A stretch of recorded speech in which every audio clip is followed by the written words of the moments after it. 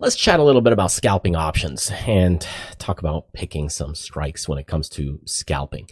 Now, I would say buying single option call contracts is probably the most popular option strategy out there. I wouldn't say it's the most profitable, but I would say it's the most popular. It's the most popular simply because, well, buying single calls is it's one of the easiest ways to deal with options as far as, hey, I could buy a call if the stock goes up and buy a put if the stock goes down. And in this case, most people choose bullish because they go on the bullish side, and most people understand call options more so than the put side. So that's why call options are more popular. Now, nevertheless, scalping is kind of trying to do things more day trading, and it's very popular because people try to think of it more like a job and they try to go in and make money every single day. Now, the issue comes down to is actually making a profitability from it. And most people don't understand how to properly scalp option trading, not to mention buying single options. So here, as I was browsing some Facebook groups, I ran into Bajo here, and here is the question that I saw. Newbie here, trying to learn option trading. Have 2 questions. No need to be disrespectful, please. Any pointers will be much appreciated. All right, let's hear these questions. I've watched lots of videos where people scalp for a minute and make $200. However, when I purchased a call option today on Robinhood, even though the stock price went up a little, the option price didn't budge. What am I missing? Do I need to trade on a different platform or something? Yeah, there's a couple things we're going to talk about. And then when scalping, does it matter what strike price I buy? Yes, it does. Can I buy a cheaper strike price even though it may be way out of the money because I will sell it before expiration? Anyway, you could, but you're going to have some issues. So let's chat about it. So question 1.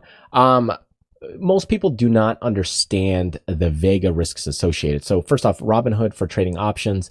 I don't think it matters as much for if you're dealing with single options, but more advanced complex options, it could be a little bit of a problem. But here's the issue with buying a single call option. Okay, let's say we are buying, and I'm going to go with, let's say Robinhood in general. We're going to go to a 30-day option contract, and I will buy a single option contract here. Okay, I'm going to go right at the money because I don't know which one you bought. So we're just going to use the at the money item. Okay, the issue with this, and we'll ramp up the contracts to 20 just for discussion purposes.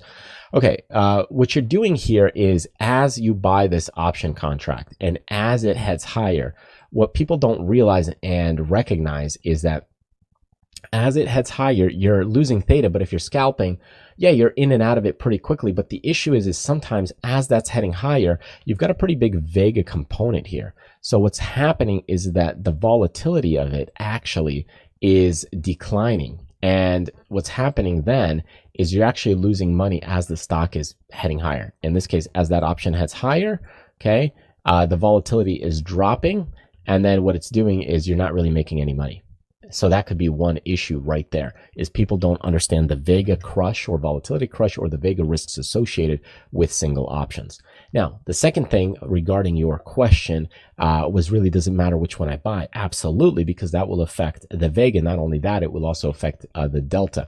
So here, if I buy this single option contract at the money, what's happening is the acceleration of this, it moves 50 points or $50 for every $1 this moves up. So if this goes up, let's say about $1 or $2, let's just say $2, okay? If it goes up $2, then my profit is about $107, okay? That's just looking at price, not the Vega component I just mentioned. But the Delta here, you got 2 times 50, well, you make about $100, and that's the profitability there. That's refers to this slice. So as the stock goes up $1, $2, you're up $100, okay? Now, if I get an option contract that's different, let's say it's further out of the money, let's say it's at 25 over here, okay, or we'll do a different Delta, like way out of the money, it's cheaper, let's say it's a 30.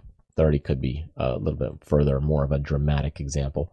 Okay, so if we get a cheap option contract way over here, if it goes up $1, think about it. We got a 15 Delta. If it goes up $2, that's about a 15, and it accelerates. So let's just call it 20. 20 times 2 is about $40. So let me see what I got. Yeah, $36. So it accelerates and it goes slower, which means you make less money. So it does matter which option contract you buy, because if you get a cheap one, when it moves and it moves in your favor, you don't really make as much, and you still have that Vega component in there as well. So the deeper the option, or the closer it is to at the money or even in the money, they react much more like a stock. If you go further out of the money, they react slow, but you don't have to use a lot of money, and then they pick up speed and accelerate later. So your percentage of gain could be more with these types of contracts, but they're slow to react. So there's a risk reward, cost benefit kind of thing going on right here that you got to really watch out and be mindful of. So anyway, going back to this question is that, when you have an option contract that goes up in price, or the stock goes up and you didn't make any money, it's probably because of volatility or the time decay. Doesn't matter if you're doing a 5-day option, 10-day option, 30-day option. If you're doing like a 5 or 10-day option, or even a 0-day option, in fact, you'll have a theta as a bigger problem. So that could even be a much more of a issue there.